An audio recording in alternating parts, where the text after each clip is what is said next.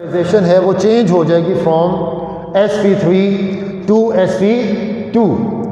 और जब nucleophile attack करेगा तो after the attack of nucleophile, after the departure of और after the attack of nucleophile, hybridisation change from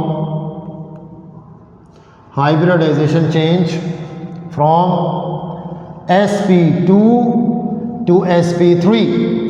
तो ये बहरहाल इंपॉर्टेंट फीचर्स हैं कि दो दफ़ा हाइब्रिडाइजेशन चेंज होगी sp3 से sp2 में, और सेकेंड स्टेप में जब न्यूक्लियोफाइल अटैक कर जाएगा, न्यूक्लियोफाइल सबस्ट्रेट के साथ अटैच हो जाएगा, तो दोबारा sp2 से हाइब्रिडाइजेशन sp3 में आ जाएगी। अब ये दो स्टेप्स, और याद रहे कि tertiary alkyl halides they give this mechanism, tertiary alkyl halides they give this mechanism SN1 reaction. तो अब इन दोनों स्टेप्स को मैं यहाँ पे डिस्क्राइब करने लगा हूँ। SN1 का पहला स्टेप 1,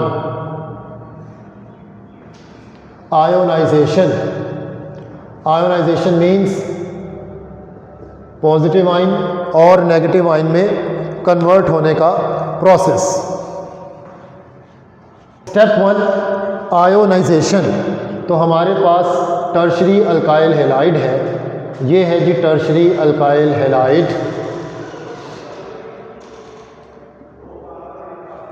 और याद रहे कि टर्शरी अल्काइल हैलाइड का मतलब कि आपके पास ये जो कार्बन है ये ऐसा कार्बन है जिसको मैं टर्शरी कार्बन भी कह रहा हूँ। टर्शरी कार्बन इसलिए कह रहा हूँ क्योंकि ये कार्बन आगे फर्दर 3 कार्बन से अटैच है। अगर आप इसको इस तरीके से लिखें तो शायद आपको ज़्यादा समझने में आसानी हो जाए कि ये कार्बन इस कार्बन से अटैच है, ये कार्बन इस कार्बन से अटैच है। तो सेंटर वाला जो कार्बन है क्योंकि 3 कार्बन से अटैच है, और as well as it is attach with functional group. तो पहला स्टेप है आयोनाइजेशन का, ठीक है, in the presence of a polar solvent. और याद रहे सबसे इम्पोर्टेंट बात कि ये कौन सा स्टेप है, स्लो स्टेप है, और ये आयोनाइजेशन किसकी प्रेजेंस में हो रही है, in the presence of polar solvent, ठीक है। ब्रोमाइड आयन Br- और कार्बोकैटाइन बन जाएगा, कार्बोकैटाइन, टर्शरी कार्बोकैटाइन, ठीक है जी। टर्शरी कार्बोकैटाइन का मैंने इसको नाम दिया है, और इस कार्बन पे पॉजिटिव चार्ज आ गया। और यहाँ पे भी हमने इंडिकेट करने की कोशिश की फीचर्स में भी कि दोनों स्टेप्स में कार्बन की जो सेंटर वाला कार्बन है, जिस कार्बन के साथ अल्काइल ग्रुप अटैच है, उस कार्बन की हाइब्रिडाइजेशन रिस्पेक्टिवली चेंज होगी स्टेप 1 में भी और स्टेप 2 में भी। सो स्टेप 1 में ये substrate molecule tertiary alkyl halide, इस सबस्ट्रेट में कार्बन की हाइब्रिडाइजेशन है sp3 हाइब्रिडाइजेशन, ठीक है। कार्बन 4 बॉन्ड बना रहा है और टेट्राहेड्रल अरेंजमेंट बन रही है, इसलिए इस कार्बन की जो हाइब्रिडाइजेशन है वो sp3 स्लो स्टेप है। Ionization takes place in the presence of polar solvent, bromide negative ions और पॉजिटिव आयन अलग अलग हो गए। कार्बन जो सेंटर वाला कार्बन है टर्शरी कार्बन, इसकी हाइब्रिडाइजेशन चेंज हो गई है। So this is carbocation, carbocation, tertiary carbocation कह सकते हैं आप इसको। कैटाइन का मतलब इट कंटेन्स पॉजिटिव चार्ज, और इस कार्बन की hybridization changes from sp3 to sp2। So this carbon which carry positive charge, now it is sp2 hybridized। Triangular planar geometry नज़र आ रही है आपको, 3 बॉन्ड बनाते हुए नज़र आ रहा है आपको, ये कार्बन और ट्रायंगुलर प्लेनर ज्योमेट्री है। Okay, moving on, step 2। Step 2, attack of nucleophile. Attack of nucleophile. ये जो कार्बोकैटाइन है इसके ऊपर न्यूक्लियोफाइल आके अटैच करना है आपने, और लाजमी बात है कि ये जो न्यूक्लियोफाइल है OH negative ions they act as a nucleophile. ये न्यूक्लियोफाइल यहाँ पे अटैक करेगा। सो हम कह सकते हैं कि ये जो न्यूक्लियोफाइल है ये राइट साइड से भी अटैक कर सकता है, ये न्यूक्लियोफाइल लेफ़्ट साइड से भी अटैक कर सकता है, इसलिए हम दोनों पॉसिबिलिटीज़ मेंशन करेंगे। ठीक है, दोबारा इस बात को ज़रा गौर से सुन लें कि ये न्यूक्लियोफाइल दोनों तरफ से इस कार्बन के ऊपर अटैक कर सकता है जो कि पॉजिटिव चार्ज रखे हुए है। ये न्यूक्लियोफाइल राइट साइड से भी इक्वल चांस है, लेफ़्ट साइड से भी इक्वल चांस है। इसका मतलब कि रिएक्शन मैकेनिज़्म में 50% चांस है कि वो राइट साइड से अटैक करे, 50% चांस है कि वो लेफ़्ट साइड पे इस कार्बन के ऊपर अटैक करे। लिहाजा दोनों तरफ से क्योंकि इक्वल चांस है कि वो कार्बन पॉजिटिव चार्ज जो कैरी करके है उसके ऊपर अटैक करे कार्बोकैटाइन पर। फास्ट मैकेनिज़्म है, फास्ट रिएक्शन है ये। इसका मतलब कि हमारे पास 50% पॉसिबिलिटी है कि ये OH negative ion right side पे, और 50% चांस है या पॉसिबिलिटी है कि ये OH इस कार्बन के लेफ़्ट साइड पे अटैच हो जाए। तो हम दोनों तरह के प्रोडक्ट्स बनाएंगे, दोनों तरह के प्रोडक्ट्स बनाएंगे कि जिसमें एक ऐसा प्रोडक्ट बनाएंगे जिसमें राइट साइड पे OH अटैच है, और एक ऐसा प्रोडक्ट बनाएंगे जिसमें OH लेफ़्ट साइड पे अटैच है। तो ये दोनों प्रोडक्ट्स बना दिए हैं। एक में OH जो है वो राइट साइड पे अटैच कर दिया, एक में जो है वो लेफ़्ट साइड पे अटैच कर दिया। ठीक है, कार्बन की पहले हाइब्रिडाइजेशन देख लेते हैं और फिर इन अरेंजमेंट्स को क्या नाम देंगे। इस कार्बन में और इस कार्बन में हाइब्रिडाइजेशन का डिफरेंस दोबारा से वो रीगेन हो गया कि ये कार्बन sp2 हाइब्रिड कार्बन है, लेकिन जब OH अटैच हो गया कार्बन के 4 बॉन्ड्स कंप्लीट हो गए। इस कार्बन में हाइब्रिडाइजेशन sp3 रीगेन हो गई, sp3 कार्बन, और ये वाला कार्बन भी कौन सा कार्बन है, sp3 हाइब्रिडाइजेशन रखे हुए है। इस प्रोडक्ट को और इस प्रोडक्ट को हम कन्फिग्रेशन के हवाले से क्या नाम देंगे। जैसे भी आपने पढ़ा SN2 मैकेनिज्म में जो प्रोडक्ट बनता है उसको नाम देते हैं इन्वर्टेड प्रोडक्ट। ये आपके सामने सबस्ट्रेट है और उसकी कन्फिग्रेशन में जो ब्रोमीन है वो राइट साइड पे अटैच है, और यहाँ पे एक प्रोडक्ट बनाया है टर्शरी ब्यूटाइल अल्कोहल, इसमें OH भी राइट साइड पे अटैच किया है। इस तरह के प्रोडक्ट को, इस तरह की कन्फिग्रेशन को हम नाम देंगे retention of configuration. Retention of configuration. Retention of configuration का मतलब कि ये यहाँ पे जो कन्फिग्रेशन है, एक अरेंजमेंट है एटम्स की, उसमें किसी किस्म की चेंज नहीं आई, वो अरेंजमेंट रिटेन हो गई है। यानी कि ब्रोमाइन राइट साइड पे है तो जो आने वाला न्यूक्लियोफाइल है वो भी राइट साइड पे अटैच किया है, इसलिए ये कहलाती है रिटेंशन ऑफ कन्फिग्रेशन। और क्योंकि बताया था कि 50% चांस है कि वो न्यूक्लियोफाइल राइट साइड से अटैक करे, 50% चांस है कि लेफ़्ट साइड से अटैक करे, इसलिए 50% इस रिएक्शन में चांसेस हैं कि हमारे पास जो न्यूक्लियोफाइल है वो ब्रोमीन के जो है वो लेफ़्ट साइड पे आके अटैच हो। सो इस कन्फिग्रेशन को नाम देंगे inversion of configuration. Inversion of configuration.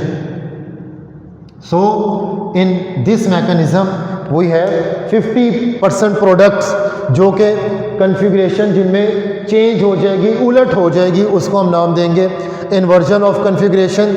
और 50% चांस है कि ऐसे प्रोडक्ट बनेंगे जिनमें कन्फिग्रेशन रिटेन रहेगी। क्यों?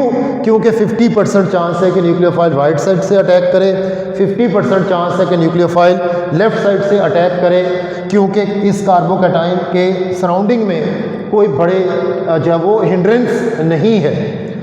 और लास्ट में इसका अगर आप रेट ऑफ रिएक्शन लिखना चाहें तो ऑलरेडी भी लिखा था, rate of reaction, rate equation that is depend upon only concentration of tertiary alkyl halide। tertiary alkyl halide molecule, एक ही मॉलिक्यूल पे ये rate of reaction is determined by this slow step. तो स्लो स्टेप में एक molecule इस्तेमाल हो रहा है सबस्ट्रेट का जिसका नाम है टर्शरी अल्काइल हैलाइड। इस वजह से हमने कहा कि रेट ऑफ रिएक्शन में एक मॉलिक्यूल इस्तेमाल हो रहा है, that is why it stands with SN1 mechanism. और ऑर्डर ऑफ रिएक्शन, इस एक्सपोनेंट को अगर हम लिखें तो क्योंकि एक ही मॉलिक्यूल है तो ऑर्डर ऑफ रिएक्शन इज़ 1, इस वजह से this is called SN1 mechanism.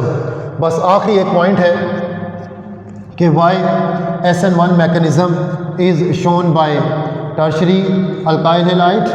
तो उसकी रीज़न मैं आपको बता दूं कि ये टर्शरी अल्काइल हैलाइड देखें कि एक तो जो टर्शरी ग्रुप है उस कार्बन के साथ 3 बड़े कार्बन लगे हुए हैं और एक तरफ एक लिविंग ग्रुप ब्रोमाइन लगा हुआ है। ठीक है, गौर से सुन लीजिएगा। देखें ये 3 बड़े ग्रुप्स हैं, these are called bulky groups, these are called bulky groups. इन बल्की ग्रुप्स की वजह से और एक ऑलरेडी लिविंग ग्रुप जो कि वो भी बड़ा बल्की ग्रुप है, इन तमाम बल्की ग्रुप्स की वजह से न्यूक्लियोफाइल के लिए आसान काम नहीं है कि वो डायरेक्ट एक ही स्टेप में इस कार्बन के ऊपर अटैक करे।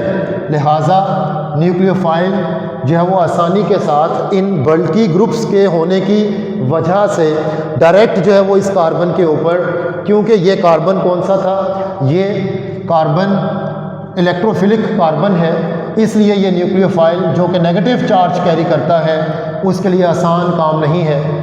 इसलिए जो टर्शरी अल्काइल हैलाइड है वो पहले कौन से मैकेनिज्म में जाएगा, वो SN1 के पहले स्टेप में जाएगा, आयोनाइजेशन में। पहले वो आयोनाइज हो जाएगा जिसकी वजह से एक एंड पे और एक कार्बन मौजूद है जिसकी वजह से न्यूक्लियोफाइल बड़ा आसानी के साथ राइट साइड से या लेफ़्ट साइड से इसके ऊपर अटैक कर सकता है। इसको कहते हैं steric hindrance. Steric hindrance, hindrance का मतलब रुकावट और स्टेरिक का मतलब arrangement of atoms. Arrangement of atoms यही है कि ये जो सेंटर वाला कार्बन है इसकी सराउंडिंग में बल्की ग्रुप्स हैं और इन बल्की ग्रुप्स की अरेंजमेंट की वजह से न्यूक्लियोफाइल जो है वो इस कार्बन के ऊपर अटैक नहीं कर सकता। इसको स्टेरिक हिंड्रेंस मिल रही है। इस स्टेरिक हिंड्रेंस की वजह से जो टर्शरी अल्काइल हैलाइड्स हैं वो SN2 मैकेनिज्म में इन्वॉल्व नहीं होंगे। ठीक है, एक रीज़न। और दूसरी रीज़न ये है कि ये जो टर्शरी कार्बोकैटाइन है ये बहुत ज़्यादा स्टेबल मॉलिक्यूल है। इस टर्शरी कार्बोकैटाइन में डीलोकलाइजेशन ऑफ इलेक्ट्रॉन है। जिस तरह से आपने बेंजीन के स्ट्रक्चर्स में डीलोकलाइजेशन को स्टडी किया है, इसी वजह से बेंजीन का मॉलिक्यूल भी डीलोकलाइजेशन ऑफ इलेक्ट्रॉन्स की वजह से स्टेबल मॉलिक्यूल कहलाता है। तो ये जो टर्शरी कार्बोकैटाइन है इसमें ये पॉजिटिव चार्ज इन तीनों कार्बन के जो बॉन्ड्स हैं इनकी वजह से स्टेबल हो जाता है डीलोकलाइजेशन ऑफ इलेक्ट्रॉन्स की वजह से। इस वजह से tertiary carbocation is more stable carbocation with respect to alkyl halides. ठीक है, डीलोकलाइजेशन ऑफ इलेक्ट्रॉन्स। तो होपफुली ये बात आपको मेरी समझ आ गई होगी कि ये डीलोकलाइजेशन ऑफ इलेक्ट्रॉन्स यहाँ पे कैसे होती है कि यहाँ पे जो कार्बन और हाइड्रोजन का बॉन्ड पेयर है वो इस कार्बन की तरफ शिफ्ट हो जाता है। चले मैं एक स्ट्रक्चर बना देता हूँ तो उसकी वजह से आपको आसानी हो जाएगी। और यहाँ पे हमारा दोनों मैकेनिज़म्स कंप्लीट हो गए हैं।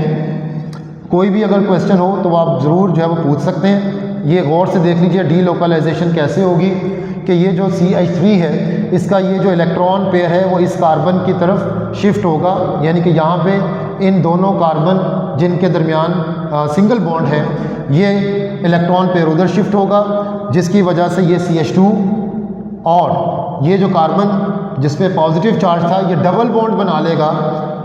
इस तरह से ये स्ट्रक्चर जो है वो स्टेबल हो जाएगा और ये H+, तो क्योंकि ये वाला इलेक्ट्रॉन पेयर इस तरफ शिफ्ट हुआ है तो इस कार्बन के दरमियान और इस कार्बन के दरमियान डबल बॉन्ड बन गया। इसको कहते हैं डीलोकलाइजेशन ऑफ इलेक्ट्रॉन। इस मैरल मैकेनिज़्म का या इस डीलोकलाइजेशन का एक अलग से नाम है, उसको हम नाम देते हैं hyperconjugation. So this delocalization of electron is called hyperconjugation. तो ये दो रीज़न्स हैं जिनकी वजह से जो टर्शियरी अल्काइल हैलाइड हैं वो SN1 मैकेनिज़्म बड़ी आसानी से प्रोवाइड कर रहे हैं, एक स्टेरिक हिंड्रेंस की वजह से, और दूसरा कि ये जो टर्शियरी कार्बोकैटाइन है ये बहुत स्टेबल आइन है because of delocalization of electrons, और इस डीलोकलाइजेशन को हम नाम देते हैं हाइपर कॉन्जुगेशन। तो ये तमाम मैकेनिज़्म है SN1 और SN2 का। कोई भी क्वेश्चन हो तो आप कमेंट्स में पूछ सकते हैं। बहुत शुक्रिया।